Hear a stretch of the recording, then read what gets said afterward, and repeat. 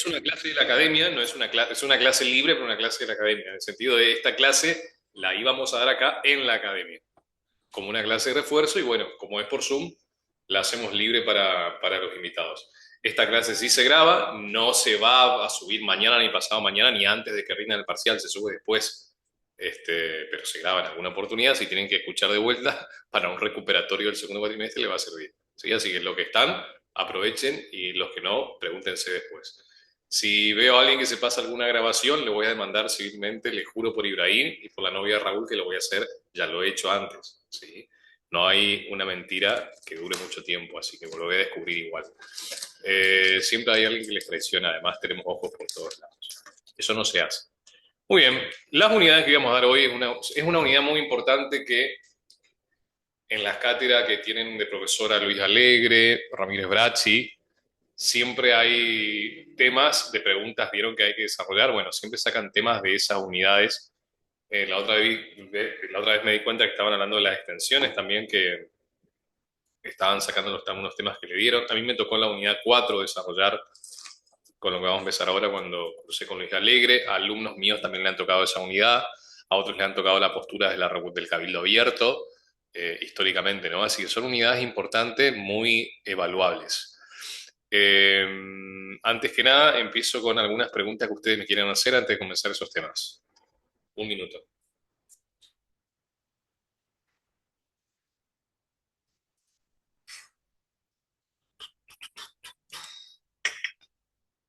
De a uno, por favor, ¿eh?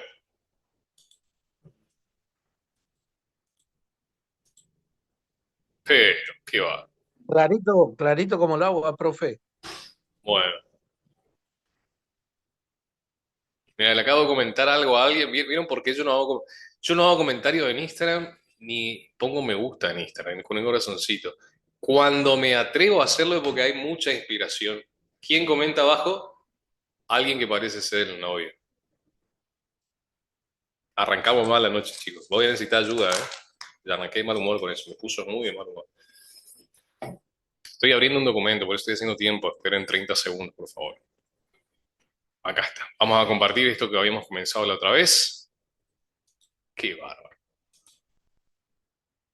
Ay, ay, ay, ay, ay, ay, ay.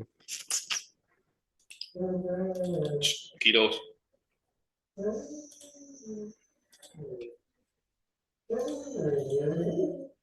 Acá está. Bueno, fíjense por favor en su programa, o sea, en lo que ustedes tengan. No, vamos a decir la unidad 4 de mi programa, que es el tema de cambios o nuevas ideas filosóficas y políticas del siglo XVIII, filosóficas, económicas, políticas, y luego viene el antecedente de la Revolución de Mayo, y luego sigue otra unidad, que es la unidad de la Revolución de Mayo, nuestra revolución que comienza con el cabildo abierto y las posturas. Hasta ahí vamos a dar hoy. Entonces, está en alguna unidad 4 o la equivalente en su programa personalizado, y parte de la unidad 5 de mi programa. ¿Ok? Ese es nuestro marco de estudio en la próxima hora y media. Vamos a compartir el mismo Power que la otra vez, pero vamos a ese lugar. El PowerPoint este que tengo acá es el PowerPoint solamente para que nuestras cabecitas se vean pequeñas, ¿sí? No es para estudiar nada porque no hay información de acá. Todo esto había sido la charla anterior. Vamos a posicionarnos en la línea de tiempo, dónde estamos, dónde arrancamos. ¿Mm? Y estamos en esta línea de tiempo entre el Cabildo Abierto y autoridades para América. Perdón, me bajo un poquito más rápido. Acá. Antecedente de nuestra revolución, el Cabildo viene después. Antecedente de nuestra revolución, nuevas ideas filosóficas. Vamos por acá, nuevas ideas filosóficas. Primero, ¿le suena la palabra iluminismo? ¿Sí? Cuando hablamos de las nuevas ideas filosóficas del siglo XVIII, estamos hablando del iluminismo. En lo personal, a mí me había tocado en el parcial con Ramírez Bracci escribir todo acerca de estas nuevas ideas. Y yo le escribí absolutamente todo. Lo que decía Galetti, más lo que yo había estudiado por mi cuenta de otros lados, más lo que dijo Alegre de ese tema. A los profesores que están cursando con ellos dos, les gustan mucho estos temas. ¿Sí? Son así como yo medio místico en eso. ¿Qué es el iluminismo? ¿Qué me puede decir qué es el iluminismo? Y le juro que va con premio para la próxima. ¿Eh? Ya le pagué el premio la otra vez a alguien. A ver,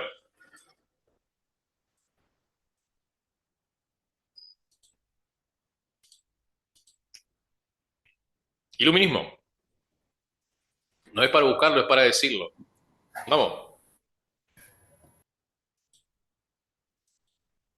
Fue un periodo de tiempo en el que surgieron las ideas a la luz, puede ser, se empezaron a, como que las personas se empezaron a interesar más por las artes y ese tipo de ciencias así más abstractas, ¿Quién está hablando? las poesías y demás. Abigail, Ah, vio ahí, ok. Bueno, algo de eso. el iluminismo en contraposición al oscurantismo, ¿sí? Ahí veo que está conectada la ADMI Mesa. Te voy a pedir, Mesa, que registre a quienes están conectados, cuando puedas. El iluminismo es una época. El iluminismo significa luz, Bueno, bueno. pero es una época. ¿Época de qué? Época de cambios. Por eso esos cambios, ¿sí? Son cambios que tienen que ver con cosas que antes estaban en la oscuridad y que ahora salen a la luz, para redondear más o menos lo que creo que quisiste decir, ¿sí? La iluminación, iluminista, ilustración son sinónimos. Es decir, que cuando hablamos del iluminismo también podemos decir que estamos hablando de la época de la ilustración. ¿Qué es? Es un movimiento, es una época, es una cultura, son varias cosas, pero principalmente cuando en el programa dice iluminismo, nos referimos a una época histórica del siglo XVIII y principalmente en Francia, Inglaterra, o sea, en Europa. Para explicar bien el credo del iluminismo, tenemos que nosotros saber por qué la palabra iluminismo, porque se contrapone a oscurantismo. Entonces, ¿qué era el oscurantismo si esto es todo lo contrario?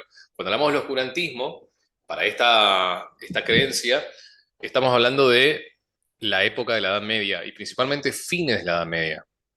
En la Edad Media teníamos el sistema conocido como feudalismo, que en lo económico era un sistema donde nadie era dueño de su propiedad, sino pagaba un canon al señor feudal. En lo político estaba sometido al señor feudal, al rey y al papa. Y en lo social pertenecía a una pirámide que estaba compuesto por nobleza, clero y burguesía, o nobleza, clero y estado llano. El estado llano era la gente, la base de la pirámide. Y del estado llano, fines de la Edad Media, nace una clase social que se llaman los burgueses. ¿Quiénes van a ser los burgueses? Los que ostentan la riqueza económica a través del comercio y los bancos. Fines de la Edad Media, este sistema estaba tan corrupto que caía por su propio peso. Vamos a tener, y fíjense bien este dato, porque si hay que desarrollar estos temas, los que están cursando con ellos dos, los otros tienen otro sistema de parcial. Hay que hablar de dos cuestiones. Uno, del humanismo y dos, de la reforma protestante. ¿Qué es el humanismo? Ya lo había dicho en una clase, la primera clase de repaso. ¿Qué es el humanismo? ¿Quién me puede decir qué corno es el humanismo? Fíjate, Trinidad, que Abigail fue la primera que respondió hoy, ¿eh? Vamos a dar un premio a Abigail por su participación. ¿El humanismo era que el ser humano era el centro del universo? Ajá, el humanismo es que el ser humano es lo más importante. Y si el ser humano es importante, tiene derechos. El humanismo es un movimiento por la causa del hombre, pro homine, que nace fines de la Edad Media y que empieza a cuestionar la existencia de Dios, la existencia de el poder, o sea, la filosofía del poder, del origen del poder, que viene más abajo ese punto, y que pone al hombre en el centro. Habíamos dicho en la primera clase, cuando dividimos la historia en edades, que cuando cae la Edad Media comienza la Edad Moderna y comienza algo que se llama el Renacimiento. Renacer a valores de la antigüedad, valores grecos romanos, que son pueblos de la antigüedad, porque toda la Edad Media era una sociedad constituida bajo el papado y filosófica, espiritualmente hablando, del Dios cristiano, y principalmente la institución católica junto a los reyes y señores feudales conformaban este sistema social, político, económico llamado feudalismo. ¿Por qué caían las hojas de los árboles? Porque Dios quería, o porque hay algo que se llama fotosíntesis y otros procesos naturales. Bueno, a partir de ahora empiezan a cuestionarse las verdades. ¿La Tierra es plana o la Tierra es esférica? Si la Tierra es plana, el hombre es la creación de Dios y la tierra esférica es el hombre es insignificante. Entonces la iglesia reaccionaba en contra de esta blasfemia. ¿Cómo va a decir que el hombre no tiene a Dios? Fíjense ejemplos de temas que estaban en debate en esa época y parece que hoy también. Entonces, todo eso comienza con el humanismo, el hombre en el centro. Y le había dicho que los cuadros de esa época eran el hombre en el centro. Los cuadros de la Edad Media era Jesús, la Virgen María y los ángeles en el centro. En el arte también se ve reflejado. Cuando hablamos de que el humanismo es un movimiento cultural, el humanismo como antecedente del iluminismo, estamos hablando de que abarca todos los aspectos, todos y cada uno de los aspectos de la sociedad. La cultura está impregnada o se ve materializada en todos los aspectos de la sociedad, en la iglesia, en el gobierno, en el mercado, en el vecino, en el novio. Cuando hay un movimiento cultural es porque está en todos lados. Entonces el humanismo se había impregnado en las academias, hasta en parte de la iglesia, aunque sea contradictorio con la iglesia. Entonces, al ser un movimiento cultural significa que está en todos lados, en todos los aspectos de la sociedad, esto va a ir evolucionando, así como lo fue el progresismo, que estaba en Netflix, o sea, en el cine, hasta en la Iglesia Católica, pues el Papa medio progre, ¿no? Un movimiento cultural está en diferentes partes de la sociedad, en la economía, en la política, ¿no? Bueno, el humanismo empieza a conquistar todos los pilares de la sociedad. Y acá comienza la monarquía absoluta, el rey como representante de Dios en la tierra con todo el poder. Y el enemigo de este monarca absoluto va a ser en la sombra aún este movimiento que va tomando cada vez más adeptos, que para no ser perseguido y que para no ser derrotado, va a empezar a formar y agruparse en logias masónicas de la época. Acá también nacen la Orden de los Iluminados de Baviera, habíamos dicho la otra vez, hoy teoría de conspiración, los famosos Illuminatis, que se constituyeron justamente para ir en contra del orden establecido de la monarquía absoluta y el cristianismo. Guarda con eso. Por eso relacionamos cualquier teoría de conspiración hoy como satánico, claro. Nace como ¿Qué oposición sigue? al cristianismo y a la monarquía absoluta. Síganme en la ficha porque sigue una evolución histórica hasta la Revolución Francesa. ¿Quién me preguntó algo? Yo, Abigail, ¿qué siglo es este? Estamos hablando, Diez- estoy entre el siglo XVII y el siglo XVIII. Ok, ok, esto es tipo el inicio. Claro, o sea, la Edad Media cae en lo que se llama otoño medieval en el siglo XV, ¿sí? A partir de ahí Sí. viene la Edad Moderna y se va formando algo que se llama el Renacimiento, siglo XVI. Renacimiento. Empiezan a cuestionarse la autoridad, el arte, las ideas. El humanismo estaban creciendo. Llega el siglo XVII y XVIII y explota con lo que se llama el iluminismo y las revoluciones francesas y todo eso. ¿Eh? Entonces, Ok, ¿cuál es el antecedente del iluminismo? El humanismo. El iluminismo va a ser una época del siglo XVIII que viene después del humanismo. Hay que entenderlo primero desde el humanismo y luego del iluminismo para explicar qué es el iluminismo. Entonces, todo ese resentimiento, ese odio, se agrupó en organizaciones políticas sectarias. Los masones, los iluminados de Baviera, acá, allá, etcétera, que van a conspirar contra la monarquía absoluta y el cristianismo. Y paralelamente a eso por un lado, vieron que yo les dije el humanismo por un lado y la reforma protestante por el otro. Bueno, ahí nos fuimos por el lado del humanismo, ya saben lo que es humanismo y de lo que se empezó a gestar. Le había recomendado también una alta serie en Netflix, no sé si sigue estando, pero la vi en Netflix hace rato. Versalles, el Palacio de Versalles, la vida novelescamente, obviamente, porque todo ese puterío que muestran es inventado, con datos históricos, de Luis XIV de Francia. El que vivía en Versalles, el que terminó, el que construyó Versalles. Y en las últimas temporadas de esa serie, el rey, todo lo que hacía el rey era boicoteado. Había como un enemigo en la sombra que boicoteaba todos los planes del rey, que en las últimas temporadas se personifica como grupos que andan con túnica, escondidos por ahí y que tienen influencias en todos lados. Bueno, eso van a ser los masones y los Illuminati. Bien. Entonces, todo eso se iba gestando. Eso humanismo por un lado. Vamos por el otro lado, la Reforma Protestante.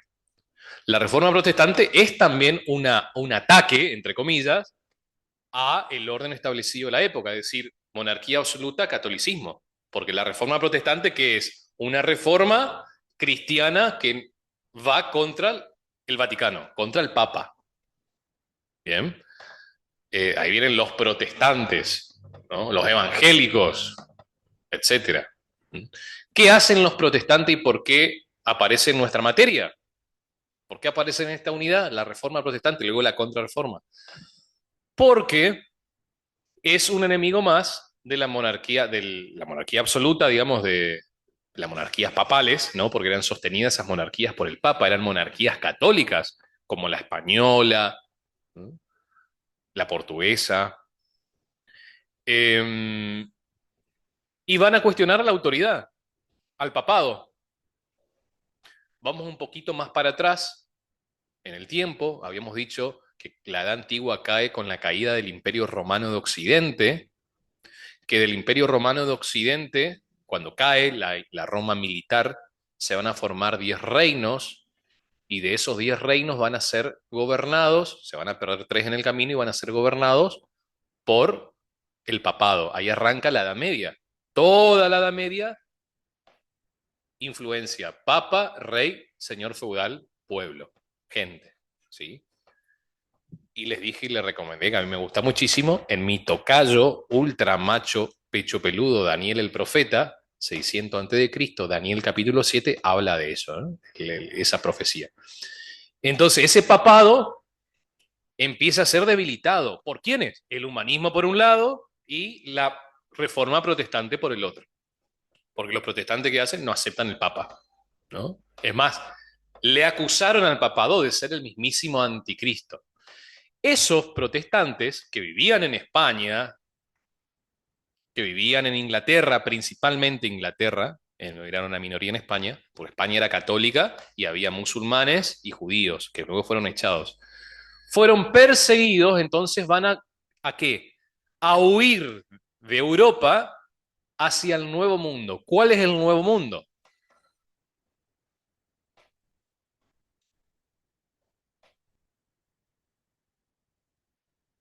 Chicos, ¿América? América, América. América. América. Ahora, Abigail, no hables más hasta que yo te diga. Pero gracias. América, ¿sí? ¿Dónde van a ir los protestantes? Otra que no sea Abi. ¿Dónde van a ir los Buenos protestantes? Aires. ¿Cómo? Buenos Aires. Pa. No, no existía todavía. Lima. No. El Río de la Plata. Este es un tema muy importante. El Río de la Plata se fundó en 1766 con la reforma de los Borbones, unidad 2 creo que es. No, unidad 3. La anterior a esta. ¿Dónde van a ir los protestantes? Este es un tema importantísimo. La unidad 4. Cambios filosóficos, políticos, y tienen así un parrafito de 5 renglones en ese apunte, no sé si estamos hablando del mismo apunte. Todo mal. Todo esto es cambios filosóficos. Arrancamos con los cambios filosóficos, después vamos con los cambios políticos, después vamos con los cambios económicos, después vamos con los antecedentes de la revolución. Santo Domingo. No.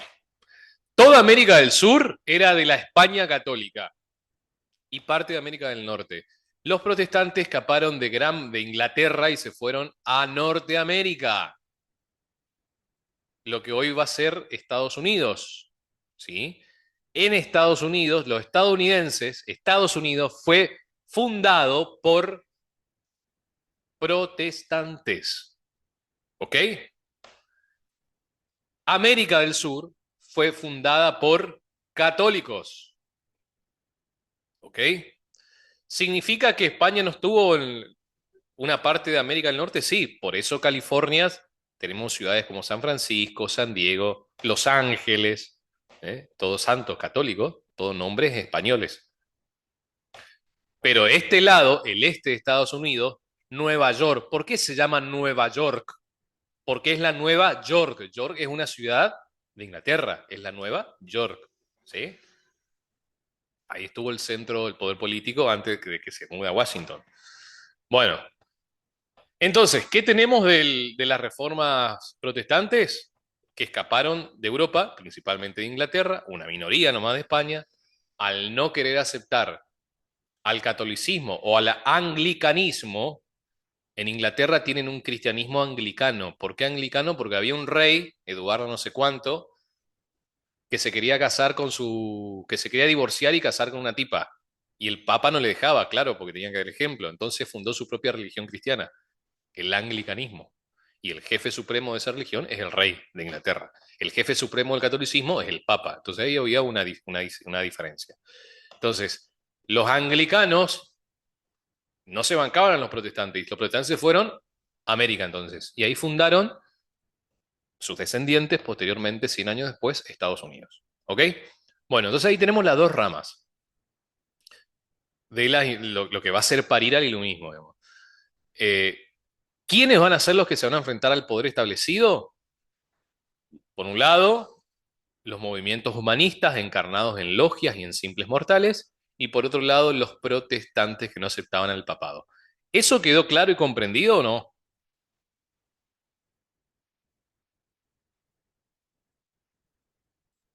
Perfecto, profe, perfecto. Bueno, muy bien. ¿Puedes repetir, Daniel, Sí, por favor? Porque ¿quiénes se enfrentaron tú estás... al cambios filosóficos primero? El iluminismo, el antecedente del iluminismo, el humanismo. El humanismo, movimiento pro hombre que reconoce que el hombre tiene derechos y que va a estar impregnado este movimiento en toda la sociedad, haciendo que caiga de a poquito el sistema de creencias y que se enfoque en vez de Dios, como en la Edad Media, en el hombre.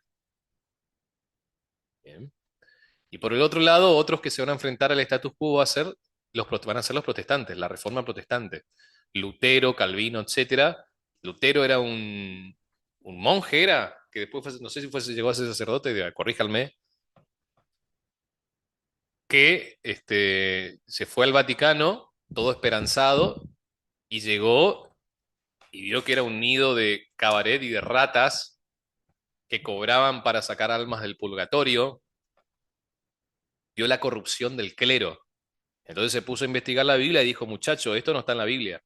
Pero como ahí la gente no manejaba Biblia porque no había imprenta, recién empezaba la onda de la imprenta, entonces la gente era inculta en el cristianismo. Y era una época donde la Iglesia Católica estaba corrompida. Hasta el mismo Papa Juan Pablo II y Francisco hablaron de esa época, pidiendo perdón. Entonces, clero corrompido, cristianos decepcionados, van a hacer su reforma protestante. Van a exigir que el clero cambie los dogmas que se inventó y que corrija su conducta, y el clero, en vez de decir, tienen razón, vamos a cambiar, empieza a perseguir a esta persona. Entonces, ¿qué hacen? Empiezan a salir de América, de Europa, de la influencia del papado. Bien. Punto extra para los protestantes. Lo digo como católico de tradición y pariente de Pío XI, papa. Bueno, hay que reconocer el pasado, fue así. Esos dos van a ser los que se van a enfrentar a ese sistema, ya que estaba cayendo, que comenzó a caer con el fin de la Edad Media y que va a caer luego, ¿cuándo? Siglo XVIII. ¿Por qué cae en el siglo XVIII? Porque ahí revienta el humanismo en una época de la luz, iluminismo. El iluminismo toma los preceptos del humanismo. El humanismo es una época que pone de manifiesto el humanismo, blanquea el humanismo. Si en la Edad Media se creía en Dios, en el siglo XVIII se va a creer en la razón, en el uso de la razón.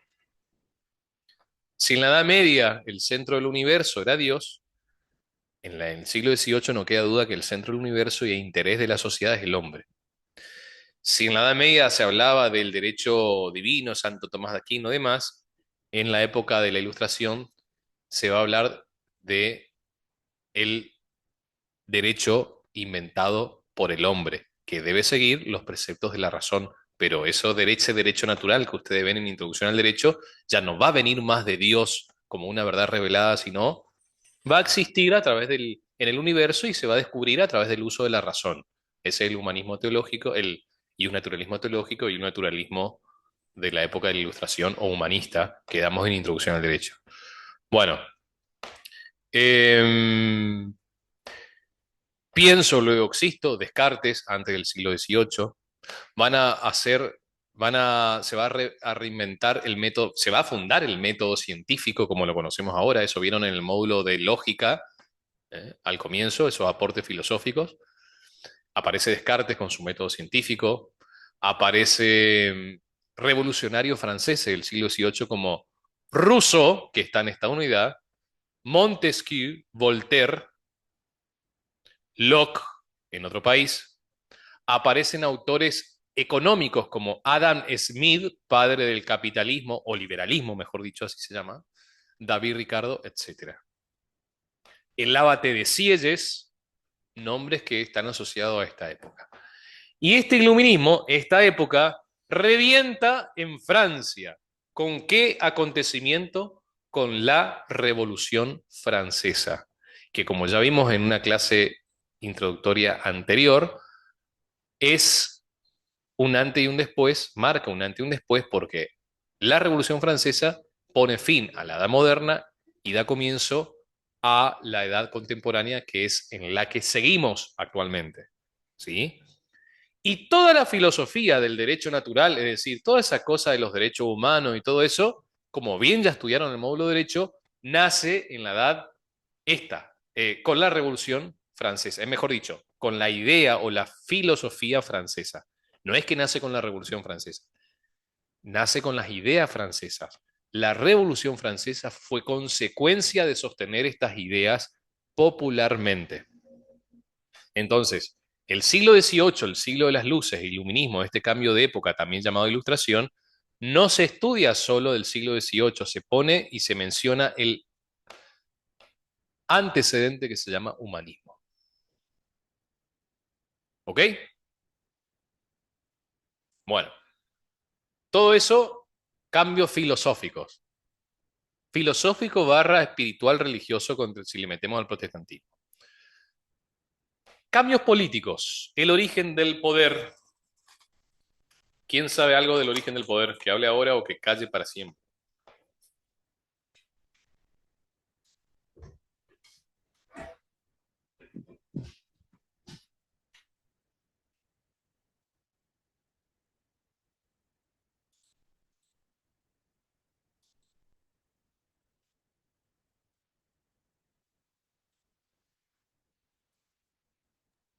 El Es origen del poder. cuando, profe, Vamos. sí, es cuando la corona empieza a prohibir la divulgación de estos libros que se empiezan a imprimir de índole religioso, llámese Biblia, en ese tiempo no se llamaba así, y la corona comienza a prohibir ese tipo de práctica y comienza la creación del virreinato. Ok, arrancaste bien, después te fuiste. No, no está mal, Ah, bien. pero tampoco está bien, dice. No está bien, pero tampoco está mal. ¿Ok? Ah, perfecto. No, no está perfecto. Perfecto. Cuando hablamos del origen del poder, estamos hablando de nuevas teorías acerca de dónde corno viene el poder. ¿Sí? Y ahí te dice, el programa te dice, ¿no? Desmiéntanme, pues yo no tengo abierto el programa, pero la memoria. Dice, nuevas teorías del origen del poder, posición de Jean-Jacques Rousseau y el padre Francisco Suárez. ¿Dice eso el programa en algún lugar o no? Lo tiene en el Unidad, programa. sí, unidad 4. Ah, ya, unidad 4, muy bien. Mirando. Bueno, para eso tenemos que saber, porque estamos hablando de nuevas ideas. ¿Sí? Nuevas ideas. Nuevas ideas políticas. El origen del poder. Para saber que hay nuevas ideas, tenemos que saber que hay viejas ideas. ¿Cuál era la vieja idea? El poder venía de Dios al rey y el pueblo obedecía porque el rey tenía el poder ¿de quién? De Dios. Porque en la unidad 1 o 2, no sé dónde, cuando vieron el rey, autoridad española, decíamos que el rey es vicario de Dios en la tierra junto con el papa, hace la voluntad del... O sea, el rey era elegido por Dios. No había que cuestionar la autoridad. Ustedes leyeron algo alguna vez en la Biblia, en misa o en su culto, lo que sea, y si son ateos, en algún meme, leyeron alguna vez que en la Biblia esté la democracia? El único lugar que la Biblia le da la democracia es cuando le dicen, ¿a quién suelto? Le dice Poncio Pilato. ¿A este chorro delincuente de Barrabás o a este tipo que dice ser el rey de los judíos que no hizo nada, sino que al contrario hizo ver a ciego? Y todo el pueblo, democracia, a Barrabás, a Barrabás. Esa es la única referencia de la democracia que hace la Biblia. La Biblia impone, ¿qué cosa? Un sistema mesiánico monárquico. De hecho, Jesucristo, rey, pueblo. Y en Romanos 14, un pasaje que le gustaba mucho a Adolf Hitler, se nos manda a obedecer a las autoridades porque las autoridades están puestas por Dios, dice. Dios permite el gobierno de las autoridades para bien o para mal. Y cuando Jesús estaba en el monte, todo esto, no, esto no me estoy saliendo por la rama, todo esto hay que hablar acá. Esta es la justificación estamos hablando del origen del poder. Lo nuevo y lo viejo, vamos por lo viejo. El poder viene de Dios al rey, acá viene la justificación de lo que yo estoy hablando. ¿Sí? Todo esto está ahí como el por qué el rey tenía ese poder. Entonces, cuando Jesús estaba en la montaña haciendo 40 días, 40 noches de ayuno, se le presenta a Satanás y le dice, adorame 5 minutitos aunque sea, y yo te voy a dar todos los reinos de esta tierra que me pertenecen. Ahí también queda establecido que todos los reinos de la tierra, es una cuestión espiritual, son puestos por Satanás. ¿Por Dios o por Satanás? Dios lo permite o lo niega, dice, ¿no? ¿Y qué teníamos que hacer nosotros? Someternos al poder. Y esa creencia de que teníamos que someternos al poder divino, sea para bien o para mal, es la que imperó hasta esta época. Hasta hace 200 años nomás, ¿eh? O sea, si vos nacías hace 300 años, lo que decía el rey era palabra santa. Y lo que decía el sacerdote era palabra santa. Y si el sacerdote te mandaba a hacer 10 Padres Nuestros, tenía que hacer 10 Padres Nuestros. Y si te levantaba la falda, tenía que quedarte calladita nomás. ¿Cómo va a cuestionar la autoridad? Esto no es contra los fieles católicos del cual pertenezco, ¿eh? Esto es contra el clero corrupto de la época. Bueno, para que se den cuenta, digamos que esa es la creencia que había que obedecer. No siempre fuimos cocoritos como ahora que exigimos porque estamos en democracia, como el grupo ese de las militancias que exigen más ustedes, ¿eh? ¿Dónde está el horario? No estoy viendo, pasen bien el horario. Y parece que le putean, pobre Frank, digamos, le ¿Eso putean. sería abuso del poder también, profe? Sí, por supuesto, abuso del poder, por parte del que tiene el poder, pero también hoy hay abuso del poder por parte de la gente, ¿no? Hoy nosotros pensamos que somos merecedores mucho, entonces exigimos. En esa época no había eso, uno podía exigir porque uno era merecedor. Por eso estoy recalcando para que se entienda cómo era el cambio. En cambio, en la época en la que estamos entrando, el siglo XVIII, se materializan nuevos paradigmas de dónde viene el poder. Y recuerden esto cuando demos el cabildo abierto. Aparecen entonces tipos como Jean-Jacques Rousseau, se escribe Rousseau con doble S, tipo Carolina Rosso, ahí que viendo que estoy. Bien, Carolina, por conectarte. No la echen a Carolina, por favor. Con doble S. Rose, doble S, Seau, E-A-U, se pronuncia como O. Rousseau. La O y la U como U, Rousseau. Jean-Jacques Rousseau escribe, entre otras cosas, el contrato social. Un contrato que hace la sociedad entre la sociedad misma con el gobernante, en la cual la sociedad le da al gobernante, renuncia a ciertos derechos para concederlos al gobernante para que éste le asegure la paz, la propiedad, la sana convivencia. Entonces, la sociedad tenía derecho a defenderse. Si venías vos y me atacabas, yo te atacaba a vos. Yo me podía defender, yo solo me hacía justicia. Ahora, eso ya le delego al Estado, llámese rey, monarquía, llámese presidente, lo que sea, ¿sí? Al gobierno. Eso más o menos habla del contrato social en una parte política. Rousseau medio que como estaba en esta corriente, medio que había un ateísmo ahí de Rousseau, entonces no. Mariano Moreno, que traduce el contrato social al castellano, Mariano Moreno, autor intelectual de nuestra Revolución de Mayo, totalmente impregnado de las ideas estas que estamos hablando, traduce el contrato social al castellano, pero omite la parte donde Rousseau tira chicanas a Dios, porque todo lo que habían nacieron en América eran católicos, ¿no?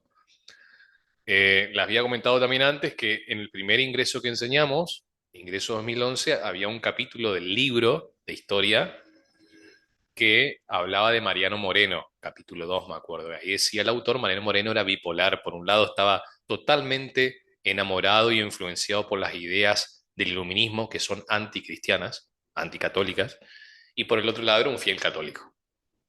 Entonces estaba como con un conflicto de intereses ahí, ¿no? Es como más o menos como ese católicas por el derecho a abortar, no digo ni acá ni allá. Está ahí. Bueno. Entonces, él en su libro también establece que hay el poder nace del pueblo. Esa es la teoría inmediata del poder. ¿De dónde nace el poder? Del pueblo. ¿Y dónde se deposita? En el gobernante. Llámese como quiera, rey, presidente, asamblea, lo que sea la forma de gobierno. ¿Cómo se llama esa teoría? Teoría inmediata del poder. ¿Por qué se llama teoría inmediata del poder?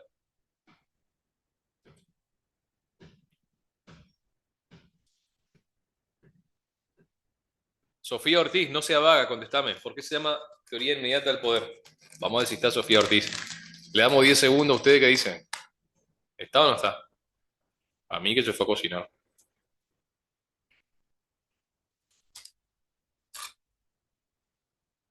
Puso nomás el celular mientras se bañaba.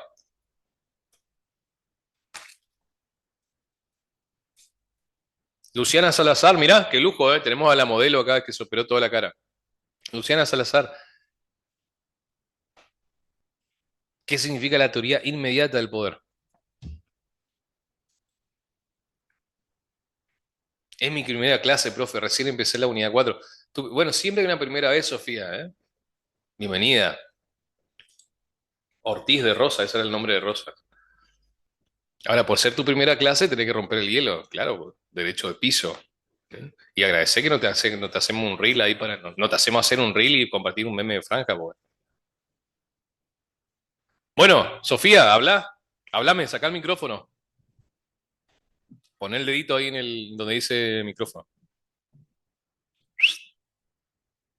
Que aparezca, que aparezca. Sofía o Luciana Salazar. Yo no sigo hasta que una de esas dos hablen. Depende de ustedes. Como hacía el profe de la secundaria. Si no me dicen quién fue, sanción para todos, digamos. Esa es la democracia. ¿Cuál era la pregunta, profe?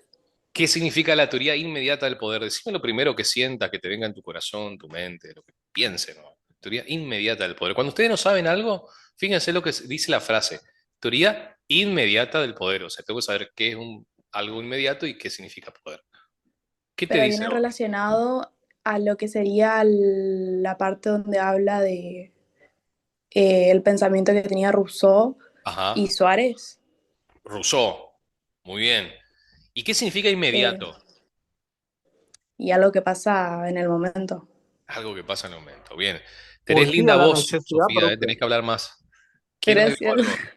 algo? Marcos, urgía la necesidad de la creación de un tipo de gobierno, o sea, era algo inmediato que se necesitaba. El avance de todas estas, el avance lusitano, por ejemplo, Bien, aclaro para los era demás, lusitanos demasiado. son los protestantes también, ¿eh? Sí, sí, sí, sí, también, Bien. también. Marcos, sí, pero no tiene que ver en esta ocasión. O sea, te Ese agradezco el aporte, pero no tiene el que ver. poder directo sobre el bien. Ahí está, por ahí pasa la mano. Inmediato no significa urgente, significa directo. Por eso también se conoce Directo. como teoría directa del poder. El poder nace del pueblo y va al gobernante de manera directa. Yo estoy inmediatamente próximo al micrófono, inmediatamente a la computadora. Para ir a la computadora, primero está el micrófono. Estoy inmediato al micrófono, inmediatamente a la pantalla de la computadora. Francisco Suárez, en cambio, era un sacerdote, un padre Francisco Suárez, no es que era padre de hijos, era padre de sacerdote. Entonces, ¿cómo un padre, un sacerdote lo va a negar a Dios? Bueno, si tenemos un papa que dice que todas las religiones son lo mismo, puede haber, pero en ese caso no es el caso. El padre Francisco Suárez nos lo saca a Dios. Acuérdense de dónde veníamos. El poder de dónde venía en la Edad Media, para la vieja escuela. De Dios al rey. Y el pueblo obedecía porque el rey tiene el poder de Dios. Rousseau va a decir, no, el poder viene del pueblo al rey o al gobernante. Y Francisco Suárez no lo va a sacar a Dios de esta ecuación. Va a decir, el poder sigue viniendo de Dios, pero no va al rey, va primero al pueblo. Y el pueblo, con ese poder de Dios, elige a sus gobernantes. De cualquier manera, tanto la posición de Rousseau, teoría inmediata al poder, como la posición de Francisco Suárez, teoría inmediata al poder, de cualquier manera, ambos le quitan al rey del medio. En la concepción medieval, el rey podía hacer lo que quería. ¿Por qué? Porque el poder venía de Dios y él tenía el poder de Dios. Y encima el Papa, que era vicario de Cristo, le daba al rey, le dejaba hacer lo que quería porque era un rey católico.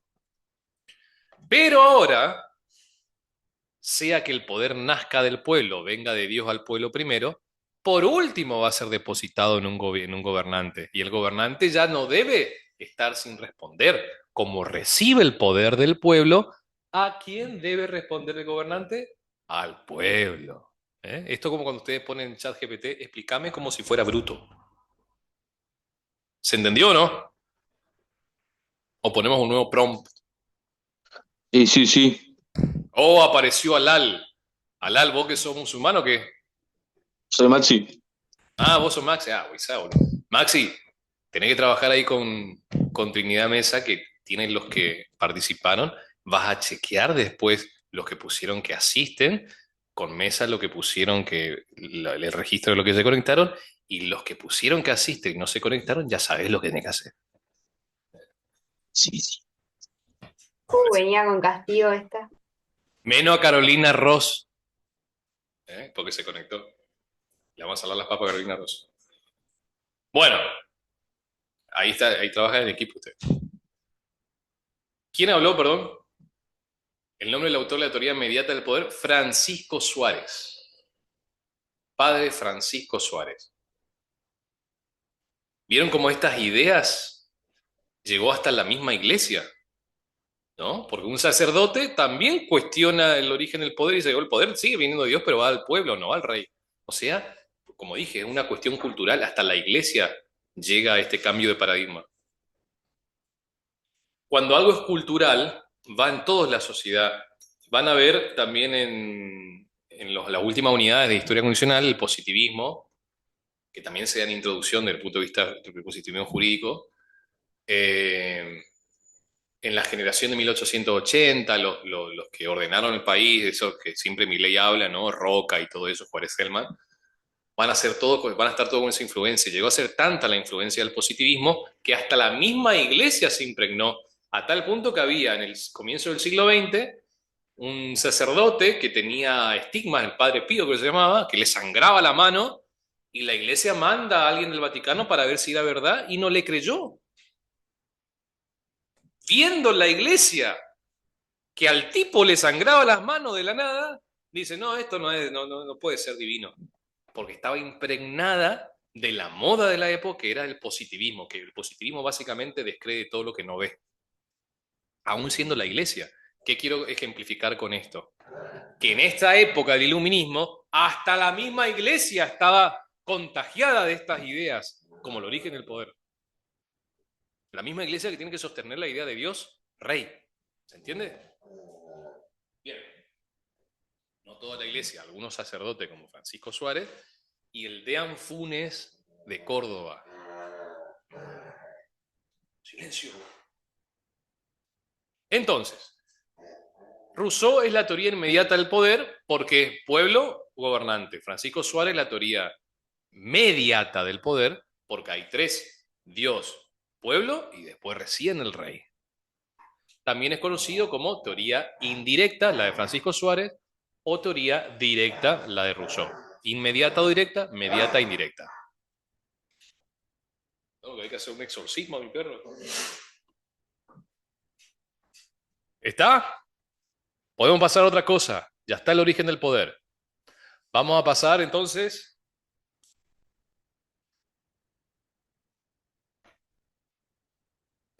a nuevas ideas económicas. ¿Qué es el Hola, liberalismo? profe. ¿Quién habló? Irupé, estoy acá con Melody. Irupé. Ok. Sí. A vos tampoco No, te escuchar porque sos alumna. no está nada, profe. ¿Qué? No está nada, te digo. No, bueno, ya está. No, mentira, mentira, mentira. Ya que está ahí el micrófono, hablame del liberalismo, Irupé, lo que quiera, lo que te salga del Mm. corazón. Vamos, dale introducción. Uy, ¿para qué hablé? ¿Para qué hablé? Vamos.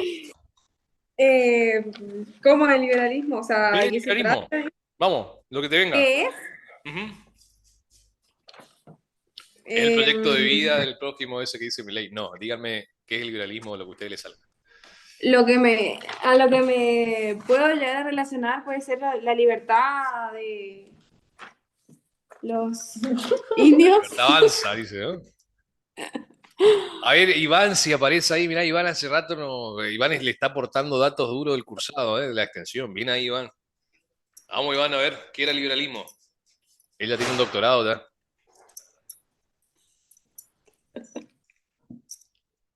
Profe, ¿Qué pasó? ¿Quién esto, habló? Marcos, por las dudas, ¿esto es cuando comienza el libre comercio de la Eso, península, puede ser? tiene que ver por ahí, exactamente.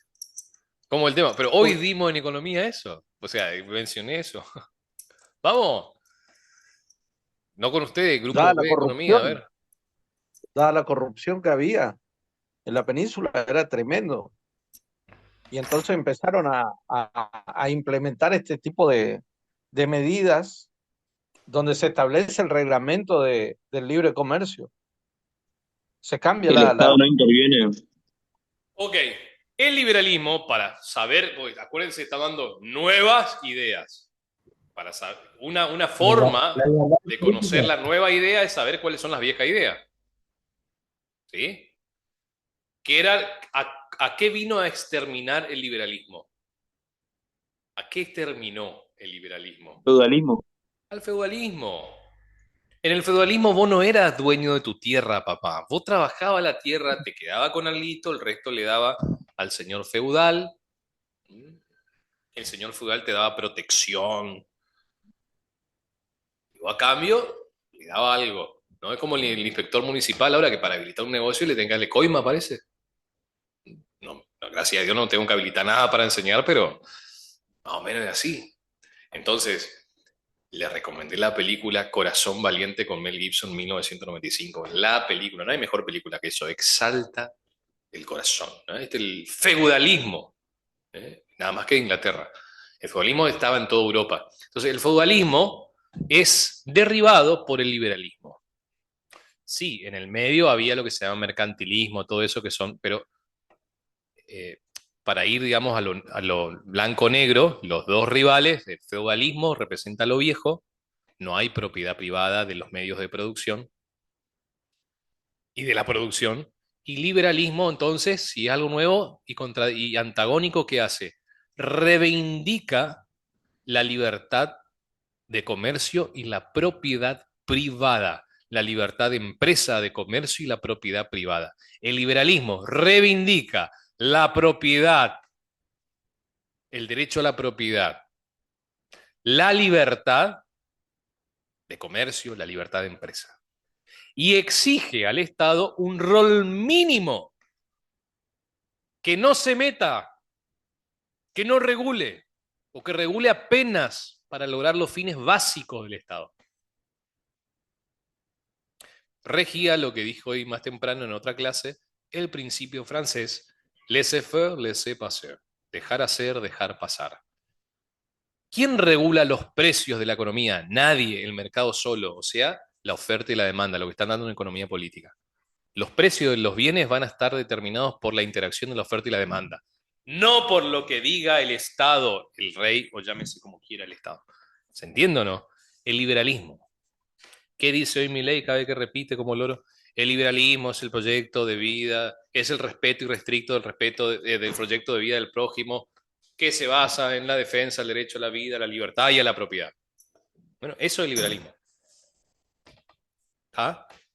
Entonces, pasamos de un sistema donde no había del todo propiedad privada a un sistema donde se reivindica la propiedad privada. Y déjenme decirle que, ya dije en la clase de historia anterior, que las revoluciones francesa e inclusive la nuestra tiene de fondo un incentivo y motivación del derecho a la propiedad. No, pero si se hizo la revolución para los derechos, para terminar con el sistema de castas, claro, para garantizar la propiedad privada, la libertad.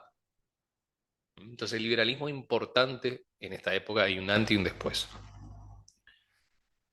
¿Cuándo termina simbólica y materialmente la vieja época y comienza esta nueva época? Con el arresto, no me va a salir el nombre del Papa, pero de la época era el arresto del Papa por las fuerzas napoleónicas en 1798, dando cumplimiento y crédito a la interpretación del excelentísimo macho pecho peludo de Daniel Profeta, que ya le había dicho antes, de los 1260 años del reinado de ese cuerno número 11, pequeño, pequeñito, de Daniel capítulo 7, que según algunos protestantes habla del papado. No sabemos, pero coincide matemáticamente. El papado comenzó a tener poder político con la autoridad romana, Justiniano, cuando en el siglo VI, año 500 y pico, le concede una autoridad política que antes el Papa no tenía. Y esa autoridad, en esa autoridad, es la que se construye el feudalismo. Papa, reyes, pueblo. Señores feudales, pueblo. Y esa autoridad la tiene el Papa desde ese decreto del emperador Justiniano, 500, hagan ustedes su cuenta, hasta que es apresado por Napoleón en 1798. 1260 años, tal como profetiza Daniel capítulo 7. Posible interpretación, cultura general al mismo precio. Por eso me encanta la Biblia, porque es un libro de historia. ¿Eh? Hasta el número de la quiniela puede estar ahí. Bueno, y para aquellos que les gusten todas esas cosas, en mi historia de mi Instagram personal, esta es una publicidad, creo que está público, lo puse ahí para que algunos lo vean, pueden ir a ver esa interpretación del número 11 que hago en mi historia. Ahí pregúntenme nomás, porque ayer fue el aniversario de la creación de la Organización Mundial de la Salud, Día de la Salud, y extrañamente descubrí de manera divertida que otra vez la fecha nos lleva al número 11. Ahí está. Bueno, ¿en qué estábamos? Nuevas ideas económicas. ¿Se entendió lo que es el liberalismo, no? ¿Alguien no entendió? Sí. Ideología política económica que cree en la libertad del individuo, desde el punto de vista político, en las libertades públicas, libertad de expresión, que ahí se llamaba libertad de imprenta, todo eso. Y desde el punto de vista económico, que es lo que estamos dando, es la ideología que cree en la defensa del derecho a propiedad y la libertad de empresa y de comercio. ¿Está? Bueno, y ese lanudo que está ahí a la derecha es Adam Smith, uno de los padres del liberalismo capitalismo. Entonces tenemos cambios económicos, cambios políticos, este creo que es Rousseau, puede ser tu hermana también porque tiene cara de mina, el iluminismo, nueva idea filosófica, ahí están los Illuminati, acá está otro, este creo que es Montesquieu. ¿Está? Esta parte vamos a otros antecedentes de la revolución, porque todo eso fueron antecedentes, pero ahora vamos a antecedentes concretos que son la Revolución Norteamericana, Francesa. ¿Cómo se da la Revolución Norteamericana? Bueno, Se da por cuestiones también económicas. Primero que nada, vamos a establecer la diferencia entre el norte y el sur. El sur, principalmente casi toda América, pero principalmente el sur, era dominado por España. Y América del Norte por España y por Inglaterra. En América del Norte habíamos dicho en la unidad de los indígenas que el de la esclavitud, digo, donde están los indios y los esclavos, que los esclavos eran considerados cosas y que los indígenas se les exterminó, se les mató. En cambio, en América del Sur, dominado por España, América Central y el Sur, el indígena tenía derechos, era vasallo de la corona, era incapaz, pero pese a las violaciones a sus derechos, en la generalidad y la política oficial era la conversión del indio y la integración y la convivencia social con ellos. Por eso había mestizos. Por eso nos integramos con los indígenas y ellos con nosotros, suponiendo, hablando como europeo, ¿no es cierto? Porque soy más... se integró el español con el indígena. ¿Ok?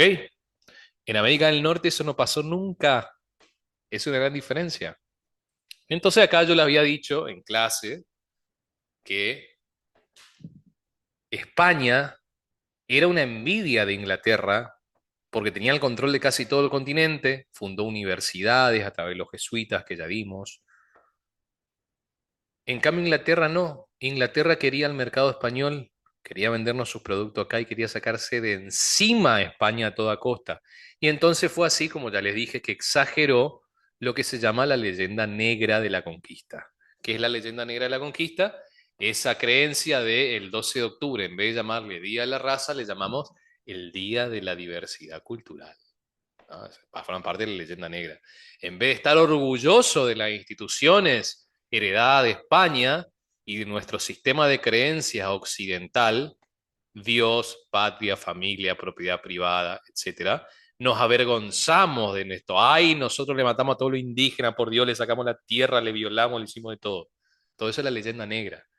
Que hubo abusos, por supuesto, el mismo Colón ya lo dice. Él mismo lo reconoce. Diego Colombo fue el primero, uno de los primeros. Pero esta posición que vimos de Fray Bartolomé de las Casas y de Francisco de Vitoria, principalmente Fray Bartolomé de las Casas, fue exagerada ampliamente con fines imperialistas por Gran Bretaña, por Inglaterra. ¿Para qué? Para dejar mal parado a España y hacer que odiáramos a España en esa época y quedarse con este territorio. Lo que efectivamente pasó con el préstamo que le hizo a Inglaterra, el préstamo que le hizo a Bernardino Rivadavia en 1820 y pico, y después ocupó Malvinas en 1833. ¿Mm? Gran error del presidente decir chupar la media a los colonos diciendo que ojalá algún día nos elijan los Kelper. Terminó con 60 años literalmente de negar el derecho de autodeterminación de los malvinenses. Una metida de pata terrible dio el presidente, y eso que soy partidario. Terrible con eso. Bueno, la pica viene por ahí. Volvamos a nuestro coso. ¿Qué es lo que nos aporta la Revolución Norteamericana? ¿Cómo se hizo y por qué es nuestro antecedente? Es un antecedente porque nosotros vamos a tener futuramente una constitución parecida a la de Estados Unidos. Vamos a tener un modelo presidencialista como el de Estados Unidos. Casi, ustedes verán que en toda América hay presidentes. En cambio, en Europa hay reyes, primeros ministros y todo eso. O sea que Estados Unidos, el modelo estadounidense va a ser replicado con tonos de grises en toda América.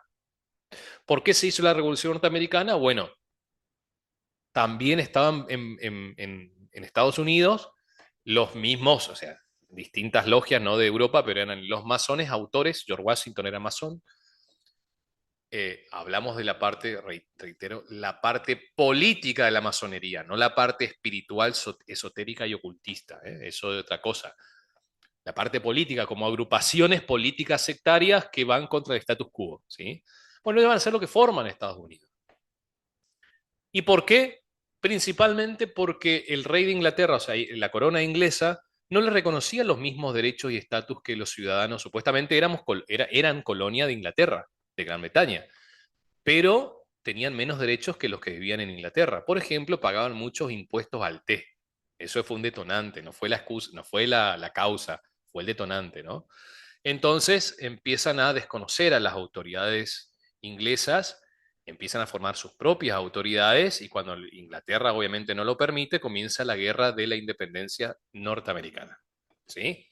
Que ustedes vieron en el módulo de Derecho con la Carta de Virginia. Ahí teníamos a George Washington declarando la independencia. Ahí comienza el reconocimiento de derechos humanos en Estados Unidos, la Carta de Virginia. Por eso en el módulo de Derecho dice que tenemos dos revoluciones antecedentes de los derechos humanos, la norteamericana y la francesa. Bueno, la norteamericana fue en 1776. De a poquito, los 13 estados fundantes, ahí también está el ojo de la masonería, 13 estados fundadores en Norteamérica, 13 provincias unidas en nuestro virreinato. ¿Sí? Ahí está el tema de la numerología, de la cual yo soy un experto, así que después me piden si quieren información o consejo. Entonces, el libro de López Rosa creo que era, menciona como artífice de los acontecimientos de esa época a la Gran Logia Oriental que estaba en el Reinato del Río de la Plata, como detrás de todos los acontecimientos de esto. Y tenía su réplica, por lo menos, aunque esta era la réplica, en Norteamérica. ¿Sí? Bien, ¿se entendió? Revolución norteamericana, la causa, la diferencia de Inglaterra culturalmente en cuanto a los indígenas y esclavos con América. Eso es importante. ¿Y qué es lo que sacamos de la Revolución Norteamericana? La forma de gobierno y Estado, federalismo presidencialista. Somos una república presidencialista federal. ¿Y cómo es Estados Unidos? Una república presidencialista federal. Bueno.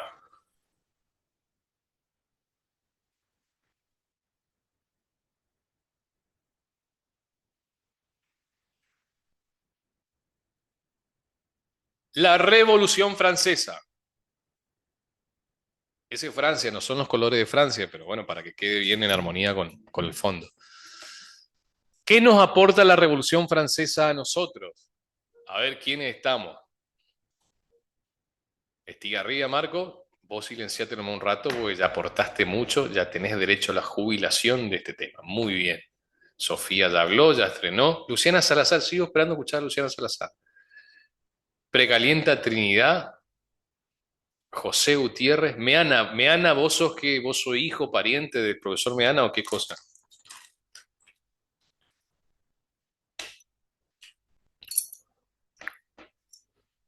Meana, por favor, al confesionario.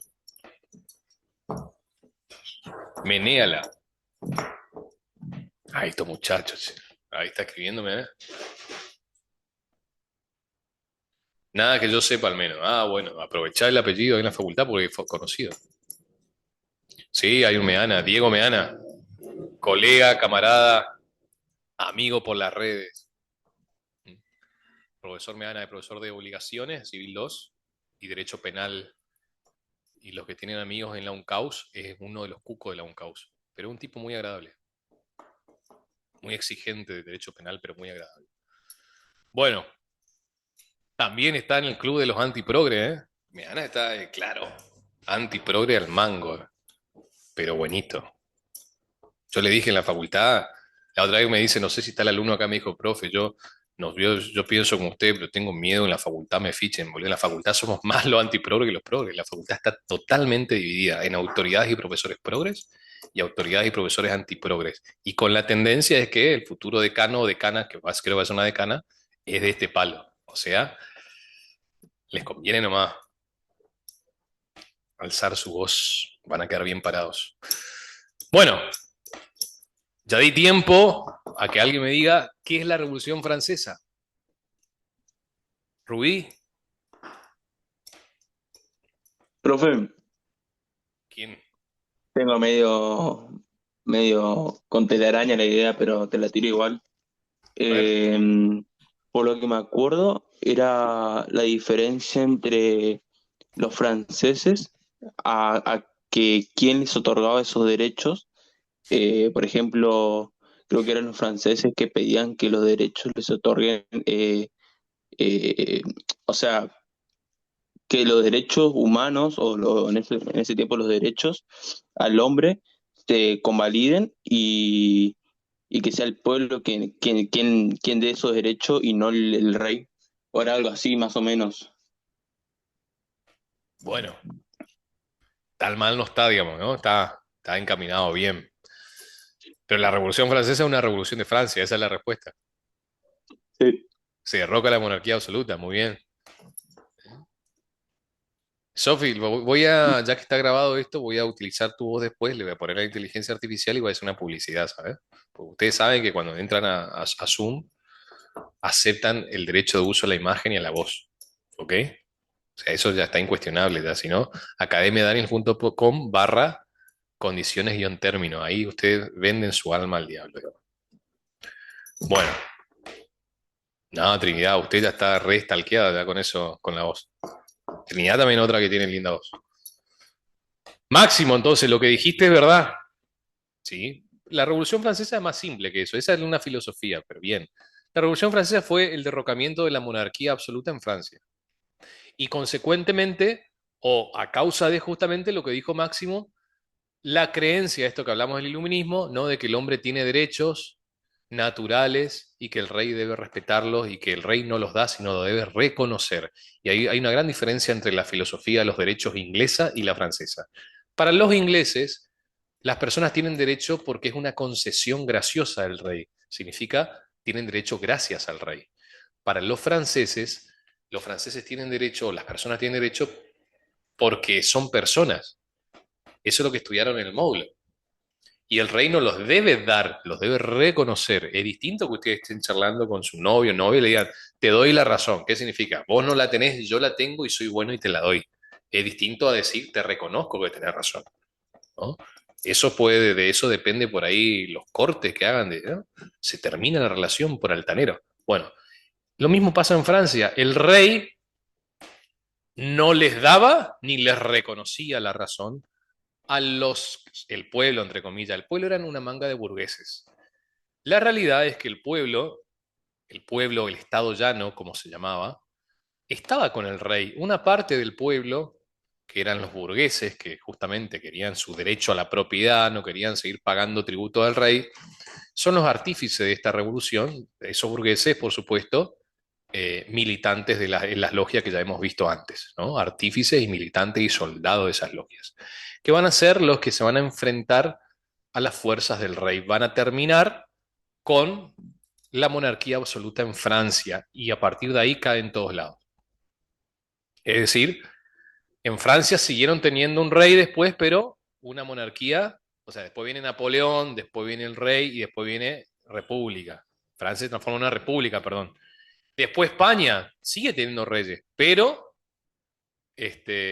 va a tener un rey con un parlamento, con una constitución, o sea, cae la monarquía absoluta. No cae la monarquía, cae la monarquía absoluta. A partir de ahora va a tener control la monarquía. Y todo por el tema este de la propiedad, de los derechos humanos y todo eso. ¿Mm? La Revolución Francesa fue una revolución anticlerical, una revolución iluminista, una revolución pro homines, pro filosofía del derecho natural, eso es lo que protegen, aunque es medio contradictorio, y literalmente van a cambiar las iglesias por cabaret. En París, las iglesias se transformaron en cabarets, la parte mala de la Revolución Francesa. Quienes vieron la inauguración de los Juegos Olímpicos, desastrosos, totalmente progres, aberrantes y decadentes, esa que apareció con la cabeza cortada y todo eso, eso era en alusión a la Revolución Francesa. Estaban reviviendo artísticamente la Revolución Francesa. ¿Mm? Y cuando vieron a todos esos vivientes, personas que viven, vamos a decirle, porque no sabemos si son mujeres, hombres, andaban por ahí, que uno caminaba como gata, vestía en tanga y aparecía y que representaron la última cena, bueno, el avance de los derechos humanos que comenzó en Francia, ¿no? O sea, los derechos humanos que arrancan defendiendo la vida, la libertad, la propiedad, hasta hoy el derecho humano a cortarle el pene a tu hijo porque se dice que se considera mujer a los 3 años, ¿no? los derechos humanos. Eso es lo que representó los Juegos Olímpicos, haciendo uso de la cultura de Francia, la Revolución Francesa. La Revolución Francesa es una revolución de izquierda. No, pero no era que el liberalismo estaba de moda, sí. La parte económica, sí. La parte política cultural, la revolución es así. La derecha representa, de hecho ahí nace esto de izquierda a derecha. La derecha es lo que estaban con la monarquía, con el orden establecido, los conservadores. Y la izquierda era lo que querían una república, es decir, terminar con la monarquía. Esa es izquierda o derecha, ¿no? Porque muchos hablamos ahora de izquierda o derecha. Acá es donde nace, acá en esta revolución, la izquierda, la derecha. ¿Se entendió? ¿Quedó entendido eso? Revolución Francesa. ¿Qué le copiamos nosotros a la Revolución Francesa? La idea de revolución. Un segundito. Vení acá.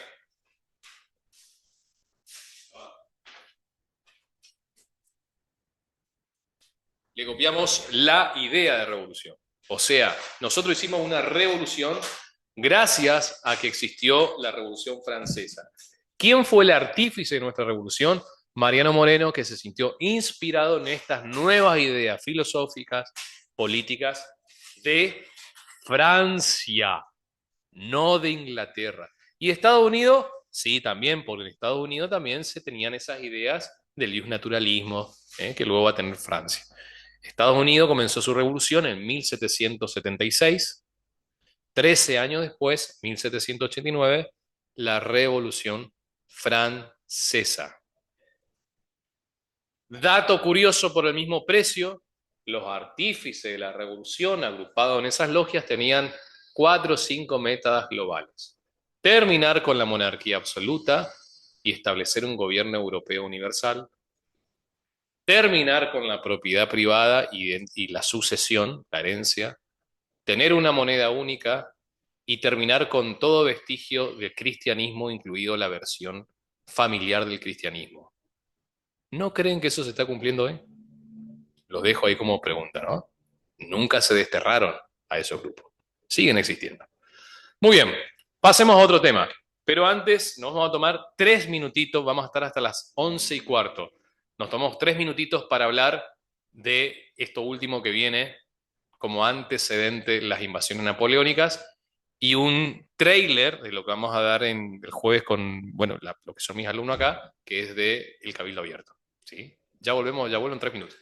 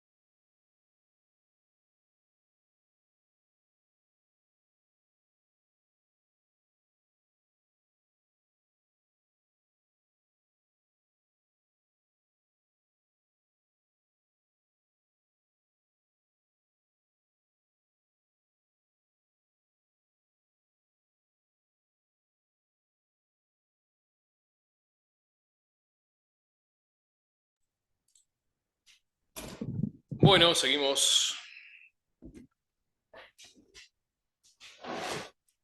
En esta unidad lo que estamos viendo, entonces, además de los cambios filosóficos, económicos y políticos, estamos viendo, filosóficos, políticos y económicos, estamos viendo los antecedentes más importantes de nuestra Revolución de Mayo. Y mencionamos hasta el momento dos, que es la Revolución Francesa y la Revolución Norteamericana. ¿Y qué aporta cada uno de esas revoluciones a nosotros? ¿Sí? La francesa, la idea; la norteamericana, la forma de gobierno y Estado. Otros antecedentes: las invasiones napoleónicas. ¿Qué significa invasiones napoleónicas? Un tipo petizo, un poquito más bajo que yo, o sea, imagínense lo petizo, formó un imperio, tomó Francia después de la Revolución Francesa, toma Francia, destierra algunos valores de la Revolución, porque si hablamos de libertad, ahora el tipo viene y empieza a hacer la suya, otra vez. ¿Eh? Otra vez se concentra el poder. Llegó a tener un ejército tan grande que va a querer invadir Portugal, pero antes de Portugal está España. Y en España gobernaba Fernando VII, o al menos era lo que parece, lo que parecía. Porque hay algunos que decían que Fernando VII le quitó la fuerza, el poder a su padre, que le hizo renunciar en favor de él, Carlos IV. Esa disputa de que hay algunos que había seguidores de Carlos IV y algunos seguidores de Fernando VII, o sea, de padre e hijo, sumado a que Carlos IV era terrible guampudo, eso está en el libro, literalmente. Su mujer se acostaba con un funcionario de la corona de apellido Gómez, o era con G. Gómez, o fíjense unos cuando lean ahí parecido. ¿Y por qué viene a colación esto? Porque ese quilombo que había fue aprovechado por Napoleón Bonaparte en lo que se llama la farsa de Bayona. ¿Qué es la farsa de Bayona? Una farsa que sucede en Bayona. Un acting que sucede en Bayona.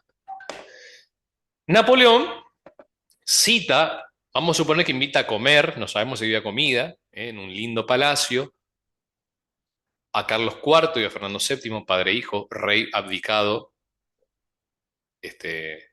Carlos IV, rey nuevo, Fernando VII, y nadie sabe bien lo que pasó adentro, pero termina Napoleón siendo rey de España. O sea, ¿qué pasó? Para sacarse la duda de quién era el rey, esto sí sabemos, no sabemos por qué, obviamente. Una presión militar, ¿sí? O sea, no, si no me das la corona por la buena, te invadimos también tu país, o sea, era así. En ese sentido no sabemos bien qué pasó, pero esto fue lo que se habló. Para despejar las dudas de quién era el legítimo rey, si el padre o el hijo, le dice a Fernando VII que le devuelva la corona al padre. Le pasa la corona a Carlos IV. Carlos IV dice, no, pero yo voy a reivindicar a mi hijo como rey. Le pasa la corona delante de Napoleón al hijo, Fernando VII. Entonces ahí se despejó de que hubo una transición voluntaria y legítima delante de Napoleón, y él es testigo. Y Napoleón le dice a Fernando VII, bueno, ya que ahora sí sabemos que sos el rey, ahora me la das a mí. Napoleón recibe la corona de España y se la da a su hermano, José Bonaparte. José Bonaparte, alias Pepe Botella, porque era un borracho. De ahí viene Viva la Pepa. Habrán escuchado esa frase. Bueno, dicho por Alegre. ¿Qué pasa? Que España ahora tiene un rey francés. Ahí estaba lo que me preguntó Melody la otra vez en clase.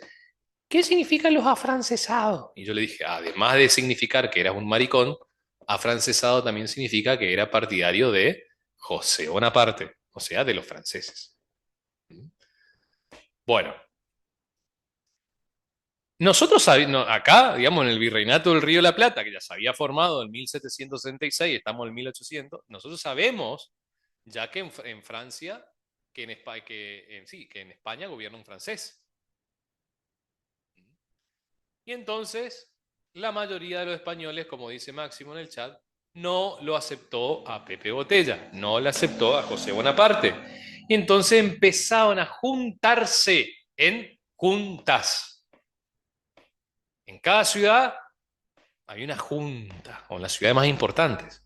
Y había una junta central en la ciudad de Sevilla.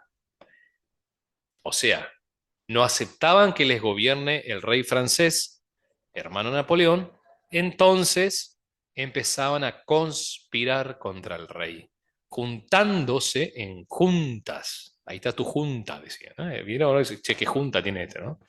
Ahí está tu junta. Y una junta central en Sevilla. Y nosotros acá, el virrey, que era en ese momento Cisneros, va a tratar de querer legitimarse. O sea, está todo bien, no pasa nada, yo sigo siendo la autoridad.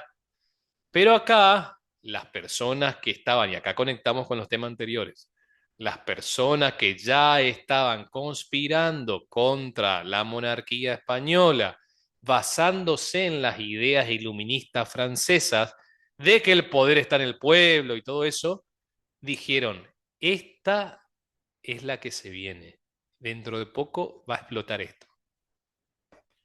Dicho y hecho, cae la Junta Central de Sevilla, disuelta por Napoleón, nos llega la noticia acá más o menos en enero de 1810, y estos grupos que ya se juntaban a conspirar contra las autoridades españolas en el Virreinato del Río de la Plata, Manuel Belgrano, Juan José Castelli, French, Beruti, Vieites, se juntaban, por ejemplo, en la jabonería de Vieites. Hay algunos grupos que se llamaban los chisperos, que la van de cuenta de la cámpora, o sea, hacían quilombo. O sea, que de a poco estaban perdiendo la autoridad acá, las autoridades virreinales estaban perdiendo la autoridad. Estaban empezando a rebelarse estos grupos. ¿Y a quién le copiaron? Vamos una hora hacia atrás en el tiempo. A esas logias, a esos grupos que se formaban en Francia y en el resto de Europa, que yo les dije que conspiraban contra la monarquía absoluta. Bueno, ahí está la idea y se replica acá. La diferencia es que allá tenían entidad,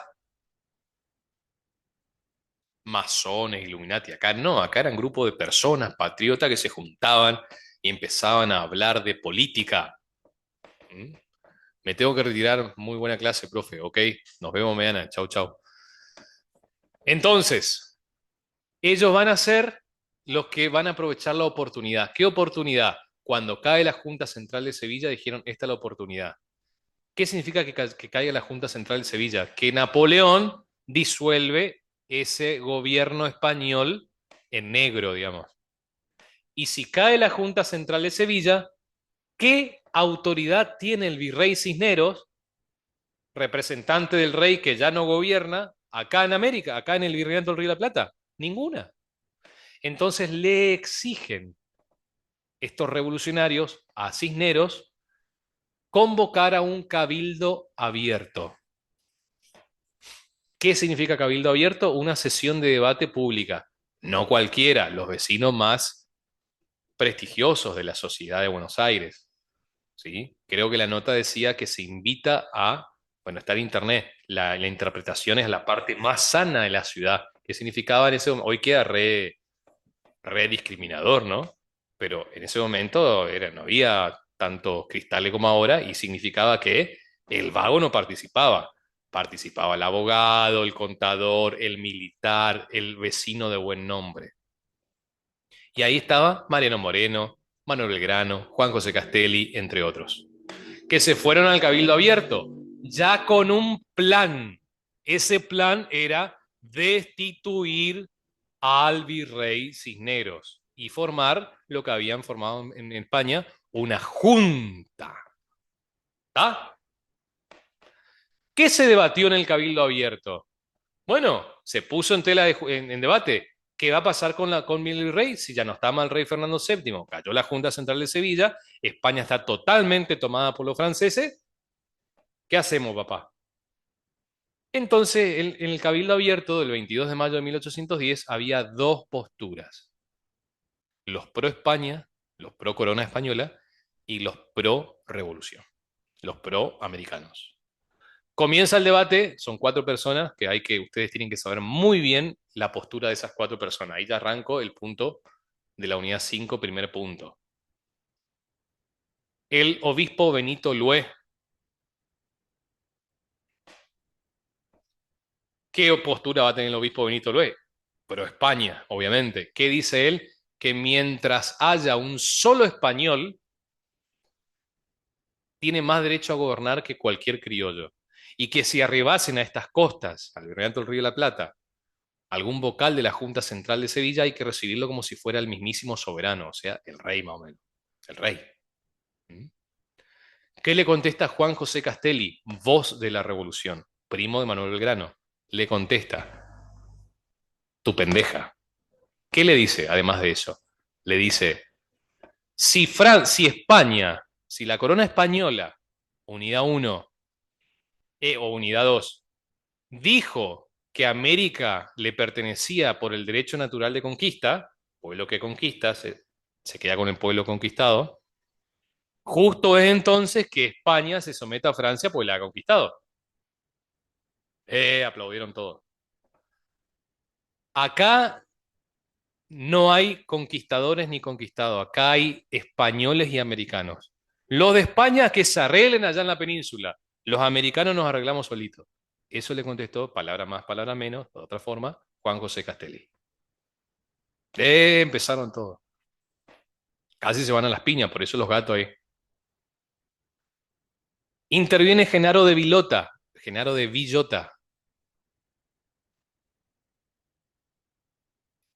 y le dice: tiene razón, doctor Castelli, pero hay un problemita. ¿Alguien sabe cuál es el problema o no? Interrumpo para preguntar. ¿Alguien sabe qué problema le dice Villota?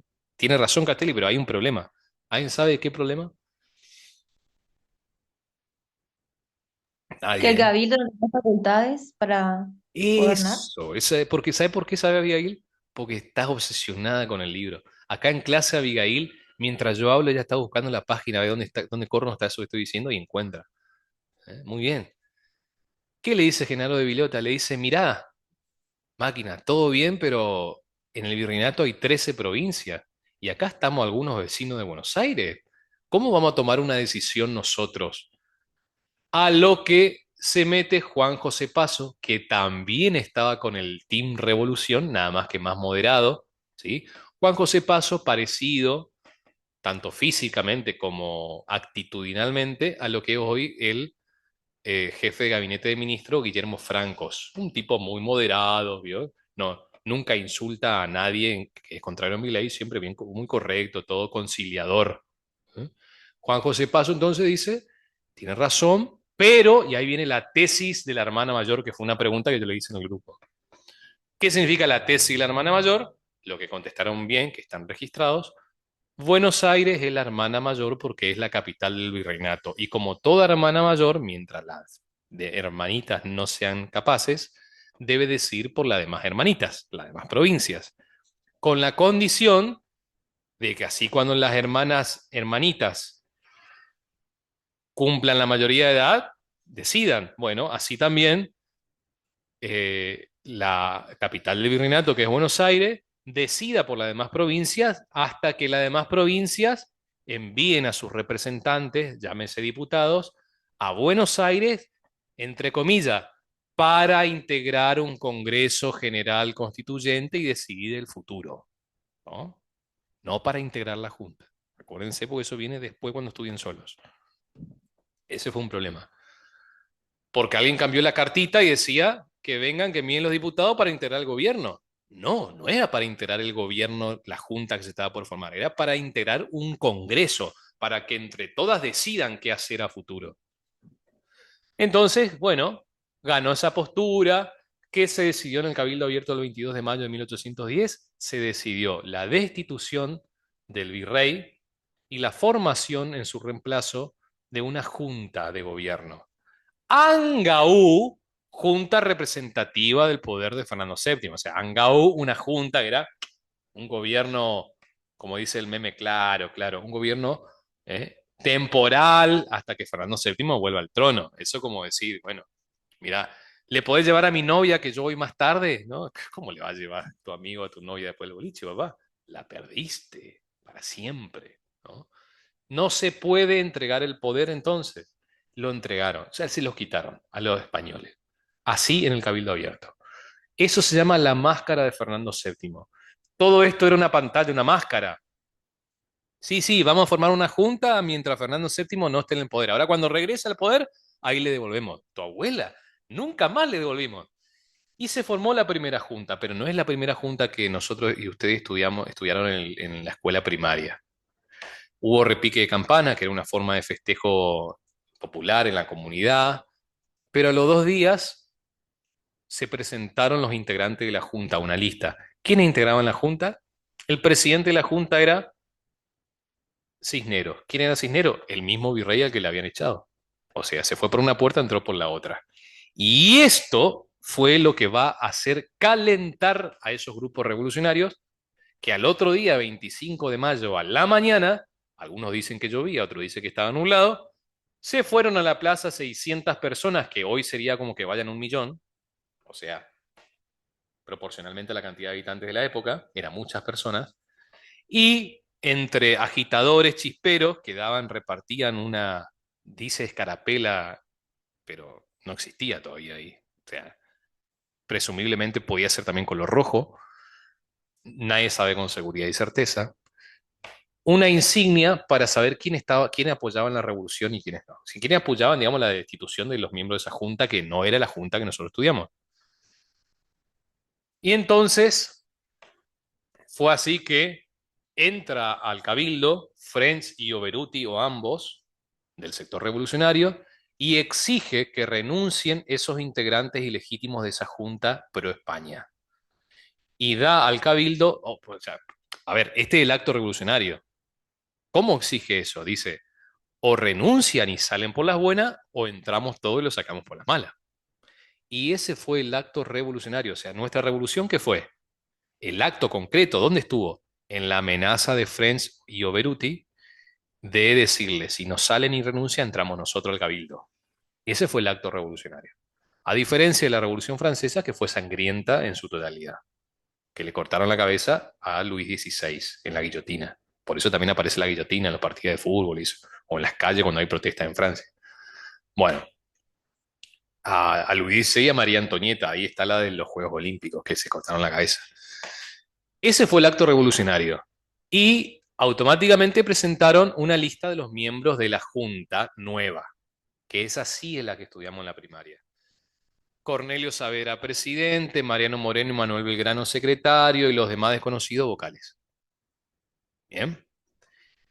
Y al otro día, esa junta que se formó emitió un documento, Reglamento de Mayo de 1810, o Reglamento 1810, un reglamento, una primera norma escrita. Y ahí comienza el derecho patrio argentino, porque es la primera norma hecha por criollos, no por españoles. ¿Está? ¿Se entendió cómo fue nuestra revolución empezando por el Cabildo Abierto? ¿Sí o no? Sí. Bueno, está bien, Max. Ahora, ¿cuál es la base filosófica del Cabildo Abierto y de la destitución? Porque esa es la parte más importante de lo que hay que comentar acá. ¿Cuál es la parte filosófica? Esta.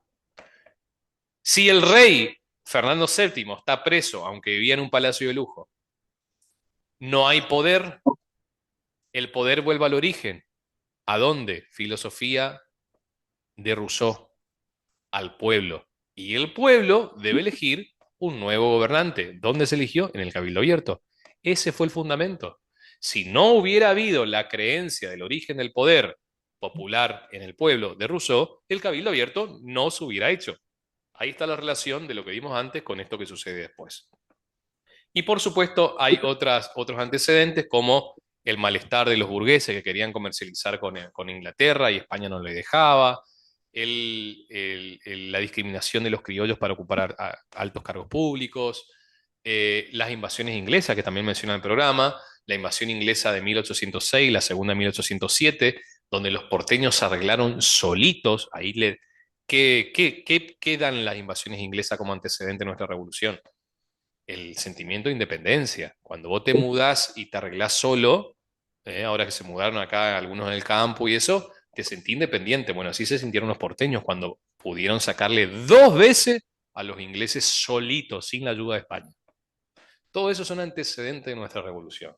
Pero Napoleón pone la oportunidad para tomar el poder fundamentándonos jurídicamente en el poder está vacante, viene al pueblo. La filosofía de Rousseau. Muy bien. Esto no se repite más. Ahora finalizando el cuatrimestre, esto va a estar seguramente público esta charla. Así que espero que hayan entendido y hayan estudiado mejor con esto. Mañana jueves, lo que son alumnos, seguimos desde el punto que sigue la unidad 5 o lo que sea de su programa, que es la Revolución de Mayo para abajo. ¿Ok? Nos vemos, salvo que quieran hacer una pregunta. ¿Ya? ¿Alguna pregunta? Excelente, profe, nos vemos. Bueno, ¿alguien más? No, Bueno, Excelente, profe. andá nomás máquina, nadie te detiene. Yo tengo otra clase, váyanse nomás que voy a ocupar mi link. ¿A qué hora mañana? Mañana lo que son alumnos a las 7:30 de la tarde, presencial. No, a las 6 estoy ahí. mañana profe. miércoles. Mañana tenemos economía política a las 7:30. El jueves tenemos historia a las 7:30. Miércoles economía, jueves historia, viernes introducción a las 7:30, todos esos días. Perfecto, buenas noches. Buenas noches. Chau, chau. Aguante, Karina. Sí, tu pendeja, querida.